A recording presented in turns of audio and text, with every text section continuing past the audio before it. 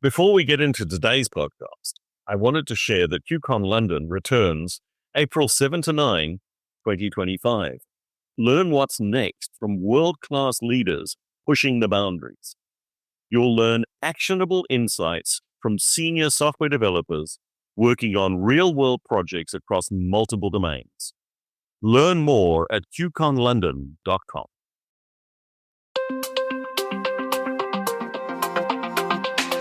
Good day, folks.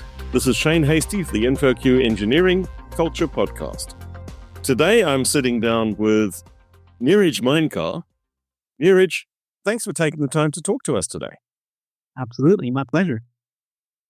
My normal starting point on these is, who's Neeraj? Sure, great question. I'm currently the VP of Software Engineering and Advanced Technology for a company called Procreo. We are a medical device / AI company that's working on coming out with a navigational device that helps orthopedic surgeons ensure better outcomes in their surgery. My background, I'm actually a physicist by training. I have a PhD in computational and condensed matter physics.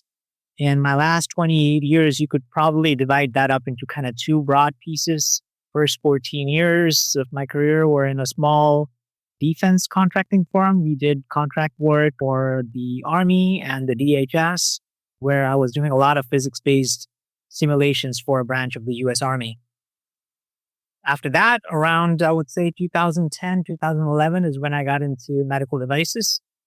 And, I've done a lot of different range of medical devices, starting with neurological devices, infusion devices, did a stint at BD doing informatics for a big microbiology lab software, and then doing a surgical robot, and then now, of course, doing, navigational devices. But early in my career, I guess you'd say I became, as I was building these tools and products in software, I became quite passionate about not just, advanced technology, that kind of comes with the territory of being a physicist, but also how it can help to make, lives better. But also importantly, how do you, that whole process of how do you create software, especially software that is safety critical, mission critical, especially like in the healthcare space? And how do we ensure that the technology that we bring to surgeons or other people in healthcare is safe and is effective, which is obviously, not only required by the FDA and all other notified bodies, but it also high quality and most importantly is intuitive to use with as little cognitive load on the user as possible. As you can imagine, that has been an ongoing challenge, and that's what I'd love to talk about today. In the realm that you're in, a software bug can kill people. Yep. So how do you ensure the technical quality of the product? Let's dig into that first. Yes. But this falls in the category of how do you make sure that the software is absolutely safe. So that's where sort of, the design controls piece of the FDA guidelines and regulations comes in, because those regulations are put out there to ensure that, medical device companies like us follow certain very, very strict practices in our method of product and software development so that we ensure that the device that we ultimately produce is safe and effective. Now, what does that actually mean? That means following a documented process. It's a very famous line amongst medical device workers is that if you don't document it, it didn't happen. So you document everything. It has to be a repeatable process so that you can ensure that you can work your way back to finding out where issues may have happened. So the process has to be documented. It has to be repeatable. And then you have to apply all of the tools in your trade to ensure that you're testing your device as widely as possible, as much in detail as possible, and making sure that you cover as many different types of workflows that your device is going to be involved in as possible. And this is where some of the surgeon related testing that I want to talk about comes into play. Again, to make sure that the device is safe, you got to have a very well-defined process that's repeatable. You have to document everything that you do, and then you have to use all the tools in your trade to ensure that your developing your software in a way that actually prevents having bugs in them to start with. So basically, making sure that by design, your software is as free of bugs as possible. And then there's a big stress on verification and validation, making sure that you verify the requirements of your device. And then validation in our world is extremely important and has a very special meaning, which means you have to make sure that a user group actually tells you that the device that you built actually serves the purpose for which it was built. And so those are basically some of the methodologies that we use to make sure that the software does not contain any bugs that might, as you said, kill people. This is the antithesis of the move fast and break things that we hear in a lot of our industry today. Yep. How do you instill, I suppose, this culture of quality in your teams and in the people that you work? Yeah, that's a great question. So one of the main things that we always tell people is that, medical device is really a very, very unique field in software to be in. You have to feel that responsibility and the seriousness that goes with creating something that's absolutely safety critical. So training becomes a big part of a new engineer's life and a medical device company. So as soon as they come in, you have to first make sure that they are trained on all of the regulations and what is expected of them in terms of documentation, in terms of attention to detail, in terms of unit testing, in terms of integration testing, and in terms of overall testing. You cannot test enough. It's kind of like the adage that we always use. You have to make sure that you are using best practices when you're developing code to ensure that you have not let a bug creep in.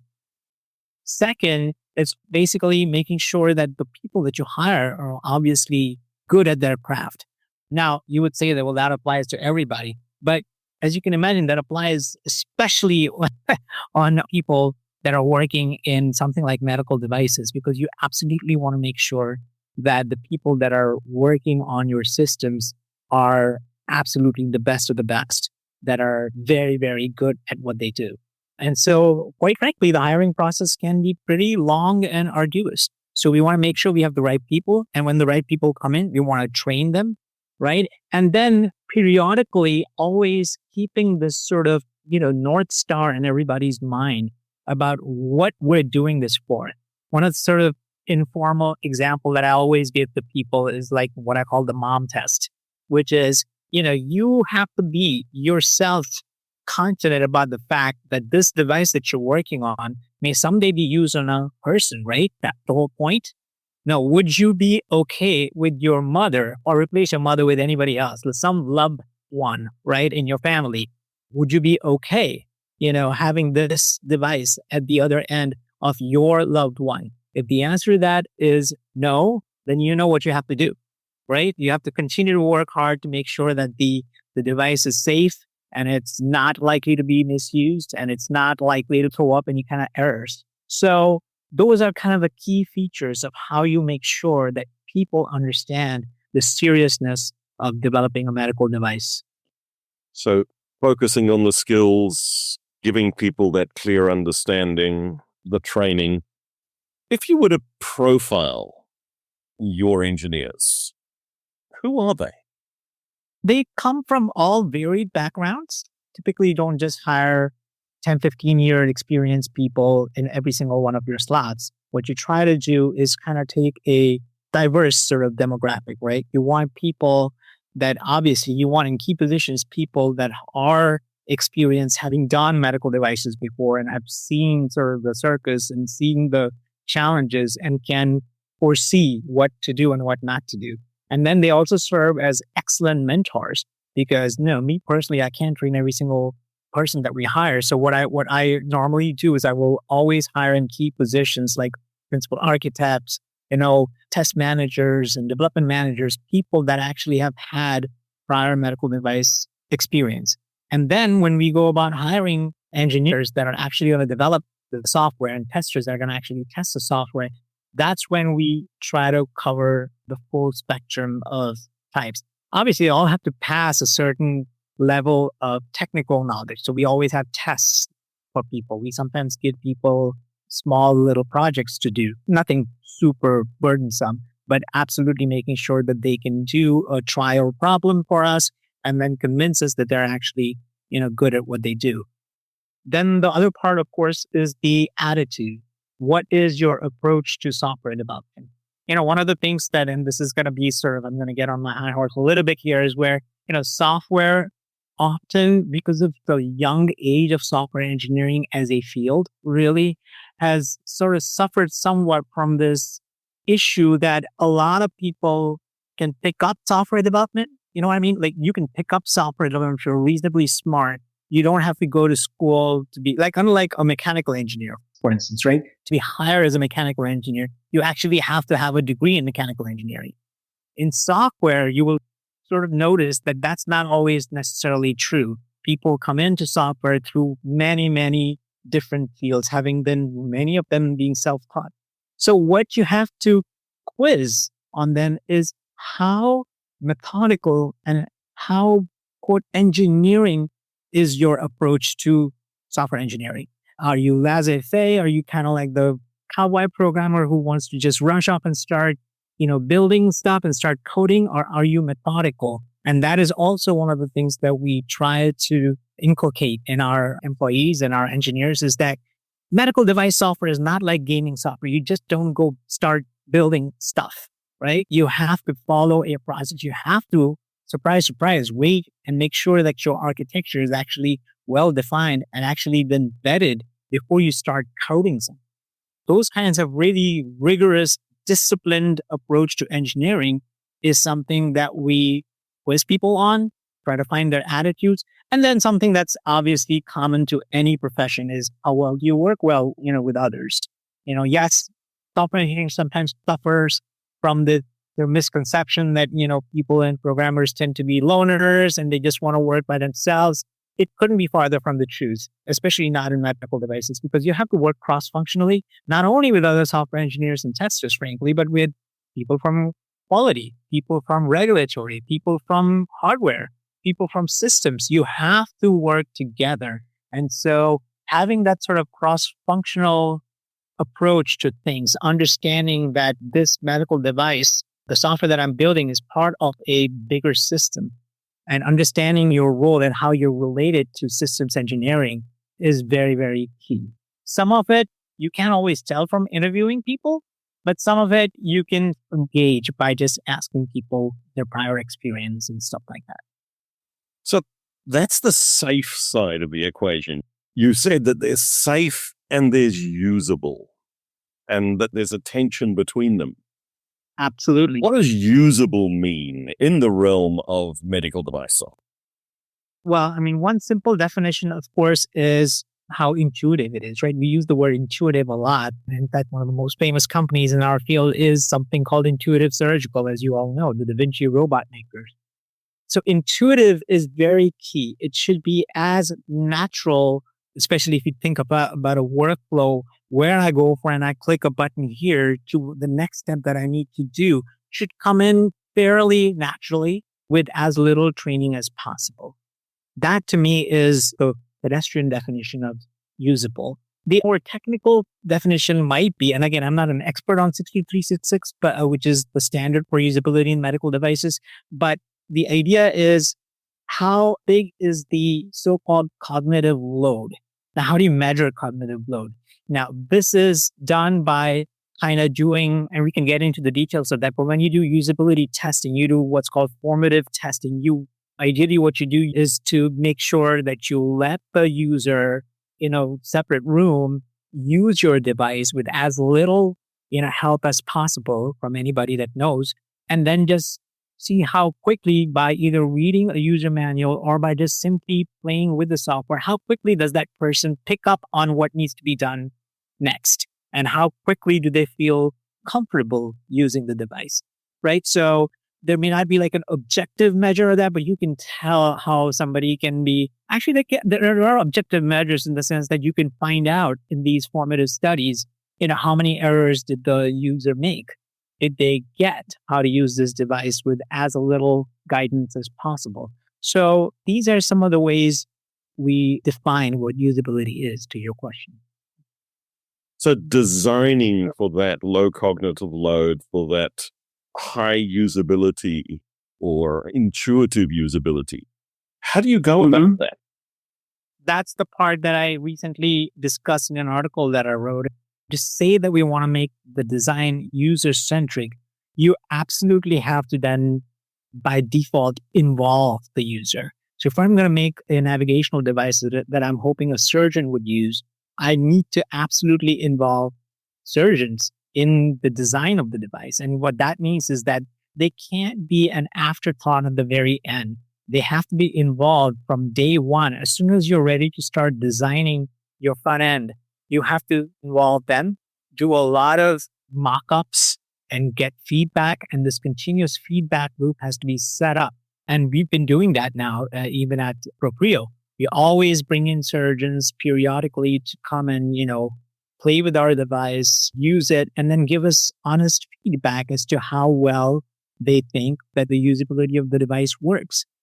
Obviously, some of the challenges here are engineering, as anybody who does this knows, even usability is kind of a multi-legged stool, right? So if you try to make one leg too long and not make sure that the other legs are also competing in kind, you might end up sacrificing a lot of the other equally important features of software just for the sake of usability. So while usability is obviously front and center, but we also need to make sure that other aspects of that software design are also taken care of, such as things that people like users may not think about, but performance. This is something people realize when they start using it. But if for the sake of making things usable, if we make the workflow way too long or way too, slow, I'm sure that'll become a problem for users as well. And they'll complain about the fact that, well, yeah, it's easy to understand, but why is the performance so bad? One other aspect of it is maintainability. If for the sake of usability, if we make the user interface so complex and so sort of distributed, then, maintaining it can also become a challenge. So you have to strike all these different factors with the right amount of balance. Obviously, at the end, user experience and usability is trump, but these other factors matter as well. And that's where the push and pull in the design happens. But again, keeping surgeons in the loop, keeping users in the loop, and having them test your device, use your device, give you continuous feedback while you're still developing is key in making sure that what you end up producing at the end is actually something that the surgeons want and can use. Given what you're describing there, both in terms of the safe side of it and the usable side of it, the other thing that we're used to in the software we deal with on a daily basis, those of us who are not in the medical device space, is that this software can be updated and enhanced and improved sometimes on a daily basis, sometimes more frequently. How do you in this environment handle the upgrades and the enhancements to products that are already out there in the marketplace? That's a very, very good question. And this is something, thankfully, over the years, regulating agencies such as the FDA and the world over have started to recognize the malleable nature of software, if you will, and knowing that software can improve over time. So the FDA has an actual name for it, which is called post-market surveillance, right? So this post-market surveillance is a responsibility that the FDA puts very seriously on medical device makers like us to say, okay, your job doesn't end when you just finish your device and then you put it out in the market. No, there is a big, big responsibility for you guys to keep doing post-market surveillance, monitoring how your device is being used, keeping a well-defined catalog of issues, bugs, of course, but also kind of getting some feedback from users saying, hey, how would you like this device to be improved? What are some of your pain points that this device is not going to be solved? Some pain points by making this device for you, but obviously I maybe have created some new ones. So what are those? How could we continually improve your user experience? Because the good news is in software, that's actually entirely possible. You can continually refactor design I mean, in some cases, it's easier said than done, but certainly it is well within the realm of reality that you could continually improve on design and put out, maybe not as fast as some of the, non-medical and non-safety critical softwares out there sometimes even do updates every day. Certainly we don't do it that frequently, but certainly within a frequency of 3 to 6 months, there is no reason why a medical device company like ours can't keep putting out software improvements. And how that happens is obviously through a feedback loop, even after release, right? So we have a channel for everybody to be able to reach out to us and tell us what the issues are with the device that they're using. We're in the era of AI. Yes. What's happening with AI in your space? So AI has, apart from just the buzz that's been going around in making actual products that are AI based, right? And we are also one of them. We do have a large part of our device actually is very much governed by AI. But in the realm of what we're talking about here right now with usability and safety, AI is already making a huge difference. There is not a single developer right now, even in the medical device space, that doesn't use some form of AI, whether it's ChatGPT or some other competing tool out there, to actually even create code for devices. That's actually happening. We are starting to use AI now for automated unit testing, because you can actually ask some tool like ChatGPT to even create unit tests for your code. It can do that faster and with more accuracy than, a human being can. One of the things that we recognize, and this may sound counter to the idea, that we need more and more software engineers, but when you recognize that bugs in software are created because of the human element in software development, right? I mean, it is because a human is developing and because humans are prone to making errors is why we end up having so many bugs in software. And that's just the nature of things. But the more you use automated tools such as AI and all that to create unit tests, the more you will ensure the fact that these things work better. Because again, it takes that human error element out of the process. We haven't done it yet so far, but it is in our roadmap to start using AI to do sort of VR and the virtual reality based, simulation based testing. If you use AI correctly in usability testing, you could analyze user interactions using AI tools. You can identify usability issues using AI tools. You can even have suggested design improvements using AI tools. And that's actually being done. Those tools are being built as we speak. You can even have AI predict potential user challenges. You could even have AI create certain user workflow alternatives that you may not have thought about that help you in making sure that, hey, you didn't think about this particular alteration to the workflow that you thought. And it kind of just expands your universe of, system level usability testing of the device. So, I mean, frankly, the one sentence answer to that question would be the sky's the limit. We're just getting started with using AI all across the board, all across every layer of software engineering. What's the question I haven't asked you that I should have done? I guess talking more in terms of kind of like what the challenges are. We touched on complexity versus usability, but there are many other factors too that we haven't talked about, right? Usability goes head to head with also a diversity of user base, right?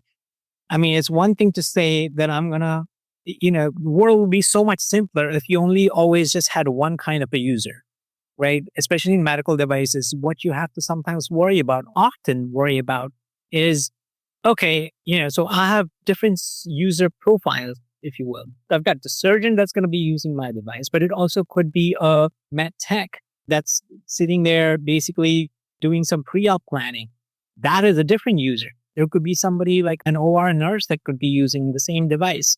That's a different user. And each user has to have a similar good and easy experience using our device. So that can be pretty challenging because sometimes you create workflows that are catering to this side of the audience versus that side of the audience. And it's striking that perfect balance where you cover every type of user equally well is always an ongoing effort. Another challenge that we don't always talk about, but is right there, is that you can try to make your systems as usable as possible. And sometimes if your systems are supposed to be integrated with other older legacy systems, it can limit your ability to some extent. I'm not saying a lot, but it can sometimes govern how much flexibility you have on your device, especially if your device is part of a pretty complex workflow where there are other devices and other software systems that are being used to do other parts of pretty complex workflow. You know what I mean? And so that can be a challenge. Another challenge, of course, is this is more of an internal challenge for people like me, which is our world, as you mentioned earlier today. I mean, there's just so much technology and new tools and tricks that keep coming into our view and in our field of view, so to speak.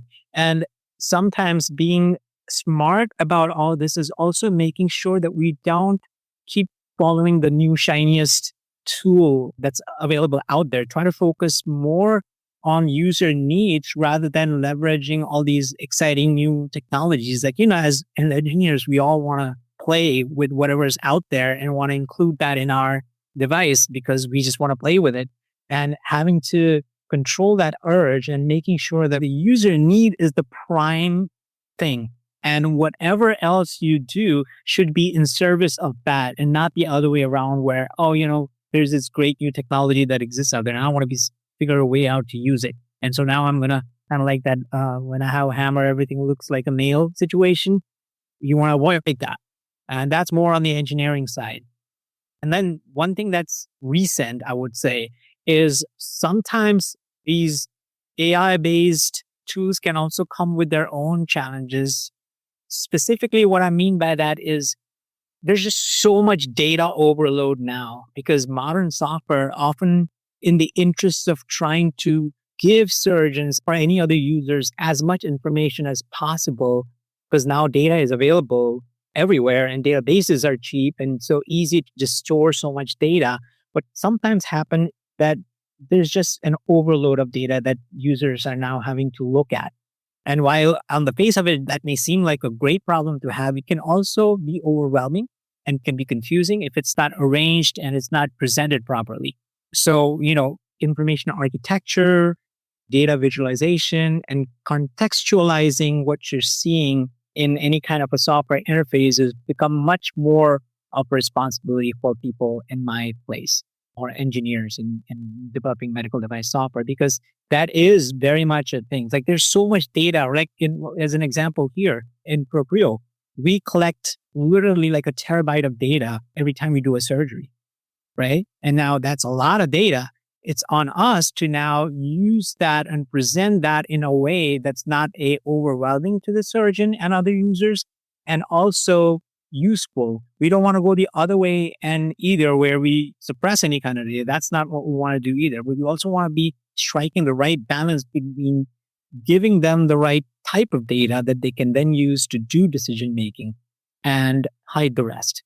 So those are some of the other challenges that I think people may not be thinking about when you're trying to develop something that's very usable. Neeraj, wonderful insight into the world of software engineering in spaces where a bug can kill and where you are truly making a difference in people's lives. If people want to continue the conversation, where can they find you? You can reach me at N Mainkar. That's like basically my first initial N of my first name and my last name, which is Mainkar. You can write to me and happy to answer any questions anybody might have. Thank you so much. Thank you.